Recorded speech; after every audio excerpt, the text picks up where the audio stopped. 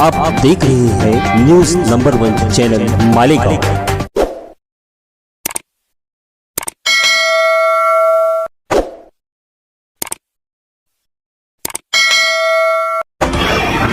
मैं हूँ रियाज शाह और आप देख रहे हैं न्यूज़ नंबर 1 चैनल मालेगांव। आइए नज़र डालते हैं कुछ खास खबरों के। और मुफ्ती साहब ने तो कुछ 17 करोड़ के कुछ वो मांगे थे। मैं आप लोगों को ये बताना चाहूँगा कि अपने शहर के लिए अल्हम्दुलिल्लाह अरबों रुपए मैंने मंजूर करवा लिया और उसके डॉक्यूमेंट्री सबूत है। अगर ये इसमें मैं जो आप लोगों को सबूत देता हूँ, अगर एक भी गलत रहा तो मैं फ़ौरन अपने आमदारकी का राज़ीनामा देने के लिए तैयार हूँ। अभी पिछले दिनों मुफ्ती साहब से प्रेस कॉन्फ्रेंस में मुफ्ती साहब ने कहा था, हमने सवाल किए थे उनसे कि भाई धुलिया के आमदार था फारूक शाह साहब, अपने शहर के अंदर 17 करोड़ का काम मंजूर करवा कर काम कर रहे हैं, वहाँ पे इतना काम हो रहा है तो मालेगांव शहर के अंदर काम क्यों नहीं हो रहा है। तो उन्होंने कहा कि कोविड की वजह से हुकूमत फ़ंड नहीं दे रही है। उन्होंने अगर कोई फ़ंड रिलीज़ हुआ है उनका तो उसका एक लेटर लाकर हमको एक सबूत बता दें। इसके ऊपर आप क्या बोलना चाहेंगे? असल में ये जो है हमारे मुफ्ती साहब की लाइल्मी इसको कहा जाएगा। मैं आप लोगों को मुख्तसरन ये बताना चाहूँगा कि इससे पहले भी मैं कई मरतबा मालेगांव आया। मालेगांव से मेरे बहुत अच्छे ताल्लुकात है, यहाँ तक कि मेरी ससुराल है मालेगांव में और उसके बाद मेरी बच्चियाँ वहाँ दी हुई है, मेरा समधियाना भी है और फिर दोस्ताना ताल्लुकात की वजह से हर वक्त मेरा मालेगांव आना जाना होता है। वहाँ पर भी कई मरतबा ऐसे प्रेस कॉन्फ्रेंस हुई, आप जैसे सहाफ़ी हज़रात वहाँ पर आए और उन्होंने मेरे कामकाज के मुताल्लिक पूछा। मैंने जो मैंने काम किए उसकी मालूमात दी। उसके बाद में कुछ लोगों ने ये भी कहा कि आप इतना काम कर रहे हो और मुफ्ती इस्माइल साहब जो है मालेगांव के एमएलए, ये कुछ भी काम नहीं कर रहे हैं। तो उस वक्त भी मैंने उनके ख़िलाफ़ कुछ भी नहीं बोला और उनकी बातों को संवारना चाहा। उसके बाद ऐसा हुआ कि एक मर्तबा जो सिविल हॉस्पिटल में मुफ्ती साहब वहाँ गए और कुछ वहाँ गाली गलौज की ऐसी बातें आ रही थी। उस वक्त भी कुछ लोगों ने मुझसे ये कहा कि मुफ्ती साहब एक आलिम होने के बावजूद गाली देते हैं। उस वक्त भी मैंने ये कहा कि मुफ्ती साहब ने गाली नहीं दी थी। उसके बाद फिर एक ऐसा हुआ कि एक आप जैसा कोई सहाफ़ी है उसने फ़ोन किया। उसके बाद मुफ्ती साहब ने उनको फ़ोन करके गाली गलौज की। उस वक्त भी मैंने ये कहा कि मुफ्ती साहब एक दीनदार इंसान है, एक आलिम दीन है, वो सब गाली वगैरह नहीं दे सकते। हर वक्त मैंने उनको संभालना चाहा। उसके बाद मैंने जो हमारे डॉक्टर खालिद परवेज़ साहब है उनको ये कहा कि भाई मुफ्ती साहब ये जो काम नहीं कर रहे हैं, जिसकी वजह से हमारी पार्टी बदनाम हो रही है और लोग डायरेक्ट असदुद्दीन अवैसी साहब की तरफ निशाना साधते हैं। उनका ये कहना है कि बैरिस्टर असदुद्दीन साहब जिस वक्त प्रचार के लिए आए थे इलेक्शन के वक्त, उस वक्त भी मालेगांव की आवाम ने उनसे ये कहा था कि मुफ्ती साहब ने पिछले 5 सालों में 5 वर्षों में एमएलए रहते हुए शहर के विकास के लिए कुछ भी काम नहीं किया। तो उस वक्त मजबूरन असद साहब को यह कहना पड़ा था कि अगर मुफ्ती साहब काम नहीं करेंगे तो यहाँ 2 महीने में 3 महीने में मैं आऊँगा। ये सब बातें वहाँ के जो सहाफ़ी हज़रात हैं, जो आप जैसे प्रेस वाले हैं, वो हमेशा उठाया करते हैं, लेकिन उनकी बातों को हम मसलियत से समझकर और किसी पर तनकीद ना करते हुए मैं अपने शहर के कामकाज करता हूँ। लेकिन ये हमेशा ऐसे ही होते जा रहा है कि मुफ्ती साहब मुझ पर इल्ज़ाम लगा देते हैं और ये कहते हैं कि वो गलत बयानी करते हैं और किसी तरह का निधि उनको नहीं मिला है। तो उस ताल्लुकात से जो मेरे पास जो कागजात है वो सब मैं आपको देना चाहता हूँ। और मुफ्ती साहब ने तो कुछ 17 करोड़ के कुछ वो मांगे थे। मैं आप लोगों को ये बताना चाहूँगा कि अपने शहर के लिए अल्हम्दुलिल्लाह अरबों रुपए मैंने मंजूर करवा लिया और उसके डॉक्यूमेंट्री सबूत है।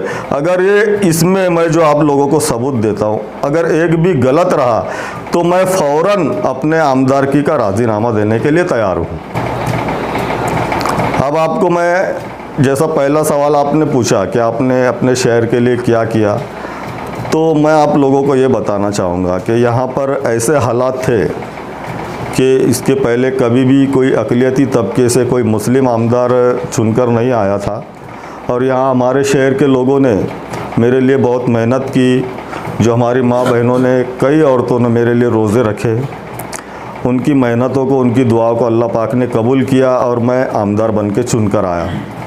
उस दिन से मैंने अपना एक मकसद बना लिया हूँ कि जो कौम ने, जो आवाम ने, जो मेरे शहर के लोगों ने मुझसे जो उम्मीदें लगाई है, उसको मैं पूरी तरह से उनकी उम्मीदों पर पूरा उतर सकूँ, इसलिए मैं रात दिन मेहनत करता हूँ। मैं हफ्ते में 2 दिन मुंबई रहकर अपने जो कामकाज है वो करता हूँ और शहर वासियों के लिए ज़्यादा से ज़्यादा निधि ला सकूँ, उसके लिए मैं कोशिश करता हूँ।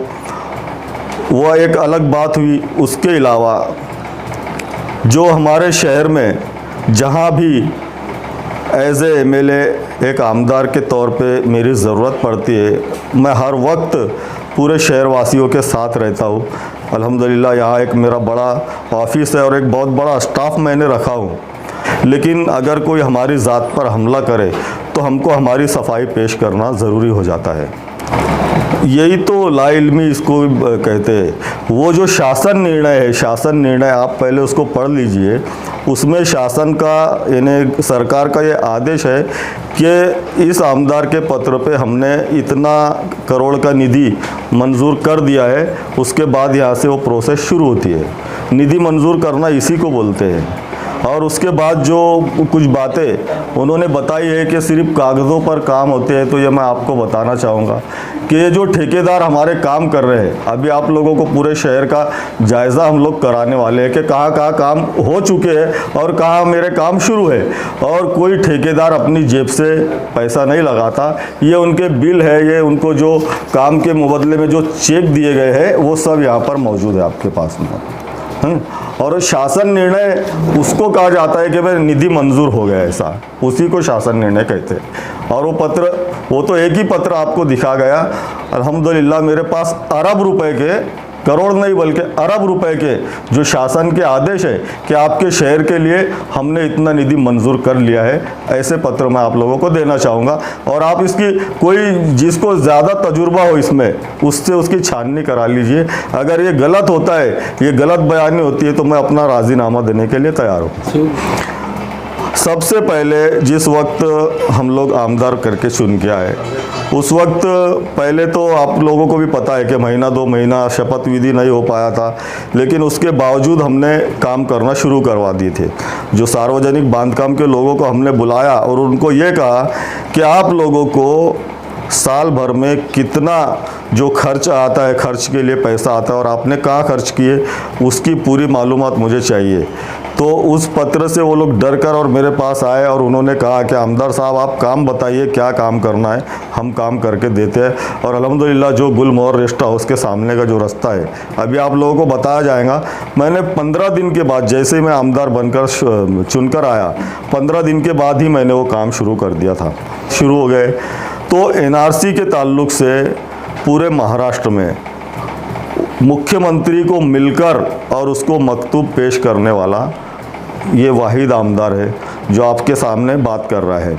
मैंने मुख्यमंत्री को लेखी पत्र दिया और उनको ये कहा कि हमारे महाराष्ट्र में सीए और एनआरसी को लागू नहीं होने दी जाए। उस वक्त तो उन्होंने मेरे से वादा किया था अल्हम्दुलिल्लाह कि चाहे कुछ भी हो, हम हमारे राज्य में, हमारे स्टेट में एनआरसी और कैप को लागू नहीं होने देंगे, ऐसा उन्होंने वादा किया था।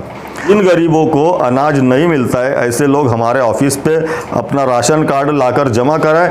ऐसे हमने, मैं समझता हूँ कि 2200-2300 लोगों को मुफ्त अनाज सरकार की तरफ से अल्हम्दुलिल्लाह अभी मिलना शुरू हो चुका है। ऐसे काम हम लोग करते हैं। मुफ्ती साहब को आखिरी में कोई पैगाम देना चाहते हैं? मुफ्ती साहब को मैं सिर्फ इतना एक पैगाम देना चाहता हूँ कि मुफ्ती साहब, सिर्फ इतना फ़र्क है मेरी तुम्हारी तालीम में कि तुमने सीखा है उस्तादों से और मैंने सीखा है हालातों से। तो कितना फंड मिलता है हर साल के लिए? हाँ, ये भी एक अच्छा सवाल आपने पूछा। अभी ये मुफ्ती साहब की लाइल्मी का एक बड़ा सबूत है कि उन्होंने जो पीछे प्रेस कॉन्फ्रेंस ली उसमें उन्होंने ये बताया कि हर आमदार को 2 करोड़ रुपए मिलते हैं। मैं आप लोगों को बताना चाहूँगा कि 2019 तक हर आमदार को 2 करोड़ रुपए फंड मिला करता था और जो हमारा मार्च 2019 का अधिवेशन हुआ उस वक्त अजीत पवार साहब ने, जो फाइनेंस मिनिस्टर है और उप मुख्यमंत्री है, ये ऐलान किया था कि हर आमदार को अब इसके बाद 3 करोड़ रुपए दिया जाएगा। तो अल्हम्दुलिल्लाह 2020-21 का जो हमको 3 करोड़ रुपए आया था और उसके बाद अभी जो हमारा मार्च का अधिवेशन हुआ उसमें ज़ाहिरी तौर पर यह ऐलान किया गया कि अब इसके बाद हर आमदार को 4 करोड़ रुपए निधि दिया जाएगा। तो हम लोग 24 अक्टूबर 2019 को हमारा निकाल लगा, उसके बाद में 27 नवंबर 2019 को हमारा शपथ विधि हुआ।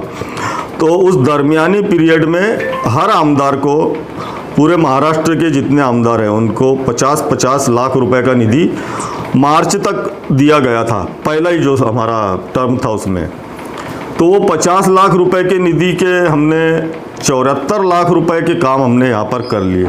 लेकिन अफसोस के साथ ये कहना पड़ रहा है कि मुफ्ती साहब को जो 50 लाख रुपए जो मिले थे वो उनकी नाअहली और लाइल्मी की वजह से वो 50 लाख रुपए वापस गए। उसके बाद जो 2020 और 21 का 3 करोड़ रुपए का निधि आया था तो हमने उसमें 3 करोड़ 62 लाख रुपए के काम कर चुके हैं और उसके वर्क ऑर्डर्स और जहाँ पर आप लोगों को काम, अभी पूरे शहर का हम मुआयना कराएंगे कि हमने कहाँ कहाँ काम किए। 3 करोड़ 64 लाख रुपए के काम हम कर चुके हैं। लेकिन बहुत अफसोस के साथ ये कहना पड़ रहा है कि मुफ्ती साहब का जो 3 करोड़ रुपए का निधि है वो भी कोलैप्स हो गया। अधिवेशन के वक्त में उनका लड़का मुझे वहाँ मिला था अधिवेशन में, और मार्च के अधिवेशन में उसको मैंने ये भी कहा था कि तुम जल्द से जल्द जो प्रशासकीय मंजूरी ले लो वरना तुम्हारा निधि जो है वो वापस चला जाएगा। उन्होंने उस बात पर ध्यान नहीं दिया और वो निधि वापस चला गया। अब उसके बाद मैं आपको बताऊंगा कि जो कोरोना के वक्त जैसे जो परेशानियां आ रही थी, जो अभी हमारे मरीज़ों को ले जाने में यानी तकालीफ आ रही थी, उस वक्त मैंने 2 एम्बुलेंस अपने ज़ाती खर्चे से मैं दे चुका हूँ। अब वो मुफ्ती साहब अगर सबूत मांगेंगे कि उसका मंजूरी लेटर कहाँ है तो वो एम्बुलेंस अभी भी आप जाकर देखिए सामने खड़ी है, उसका अल्हम्दुलिल्लाह लोकार्पण हो चुका है और वो जनता की सेवा कर रही है हमारी एम्बुलेंस जो है। बाद में ऐसा हुआ कि ऑक्सीजन की जो कमी पड़ रही थी तो हमने जो ऑक्सीजन के जितने यहाँ पर पुरौठादार हैं उनको ये ताकीद दी थी कि पूरे शहर में जो ऑक्सीजन तुम यानी कारोबारी तौर के लिए जो इस्तेमाल किया जाता है जैसे कोई कारखानों वगैरह में तो उसको बंद किया जाए और सिर्फ मरीज़ों के लिए, हॉस्पिटल्स के लिए पूरा स्टॉक तुम्हारा रखा जाए। उसके बाद हमने ऑक्सीजन प्लांट शुरू कर किया। मेरे खुद की निधि से 80 लाख रुपए का ऑक्सीजन प्लांट अल्हम्दुलिल्लाह उसका काम अभी शुरू है। आप लोग जाकर देखिए और आप लोगों यानी ये लगता होगा कि उसकी मंजूरी हुई या नहीं हुई, तो कोई ठेकेदार अपने ज़ाती खर्च से करता नहीं ये काम, है ना। तो ऐसे करोड़ों रुपए के, अरबों रुपए के काम हमारे अल्हम्दुलिल्लाह शुरू है, आप लोग जाकर देख सकते हैं। उसके बाद जो ये था कि हमारे जो दीगर अपनाए वतन है, जो हमारे हिंदू भाई है, उनमें ये रस्म होती है कि मौत को जो डेड बॉडी होती है उसको जलाया जाए। वो जलाने के लिए लकड़ियां नहीं मिल पा रही थी, तकालीफ आ रही थी, उसके लिए 1.5 करोड़ रुपए मैंने विद्युत शवदाहिनी के लिए मंजूर करवाए और अल्हम्दुलिल्लाह उसका टेंडर अगले हफ्ते में फ्लैश हो रहा है। उसकी भी प्रशासकीय मंजूरी कलेक्टर साहब ने दे दी है और मुफ्ती साहब ने उसकी थोड़ी सी मालूमात लेना चाहिए, स्टडी करना चाहिए कि प्रशासकीय मंजूरी किसको कहा जाता है। और ऐसा सुनने में आया है कि कोई मुफ्ती का काम भी आपके शहर में रोका गया था, तो उसके भी आपने जारी कराया है। बात ऐसी थी कि यहाँ पर एक झूलता पुल करके माजी आमदार अनिल गोटे का एक काम था और उन्होंने वो वहाँ पर जो पुल बन रहा है उसके ऊपर एक मूर्ति भी रखाई है शुरू से। तो तो वो जो पुल है बहुत खूबसूरत है और जो उससे यानी शहर की सुंदरता में खूबसूरती में उससे भर पड़ता है। तो ऐसे काम को कुछ लोगों ने रोक दिया था, उसका निधि रोक दिया था, फंड रोक दिया था। तो मैंने सरकार से मिलकर और अपना लेखी मकतूब देकर जो फंड रोका गया था वो पुल की तामीर के लिए, वो पुल का काम भी अल्हम्दुलिल्लाह हमने शुरू करवाया था और आज वो मुकम्मल हो चुका है। उसके बाद जो हम यानी हर तरह से जो हमारे शहर वासियों को क्या ज़रूरियात है, उनको क्या तकालीफ़ है, उसके ऊपर पूरा ध्यान देते हैं।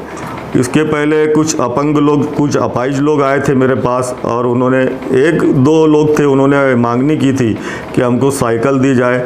हम लोगों ने 60 अपाहिज लोगों को मेरे आमदार निधि से साइकिल वाटअप कर चुके हैं और उसके सबूत भी हमारे पास है अल्हम्दुलिल्लाह। उसके बाद जैसा कि जो सिविल हॉस्पिटल है और ऐसे दीगर कई इलाके हैं, जैसा देवपुर एरिया है जहाँ पर मुस्लिम गरीब लोग रहते हैं, ख़ास करके अक़लियती तबके के, इनको खाने पीने के लिए तकालीफ़ होती थी।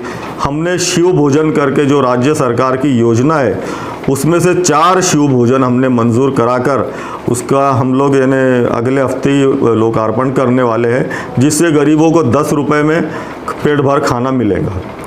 आप राब्ता ऑफिस पे, आपकी ऑफिस के ऊपर कितना टाइम देते हैं लोग से मुलाकात करने के लिए, शहर के लोगों से बात करने के लिए? मैं रोज़ाना सुबह 10 बजे अपने ऑफिस पे आ जाता हूँ और यहाँ पर हम लोग 2 बजे तक रुकते हैं, जो भी लोगों के मसाइल हैं उनको हल करने के लिए।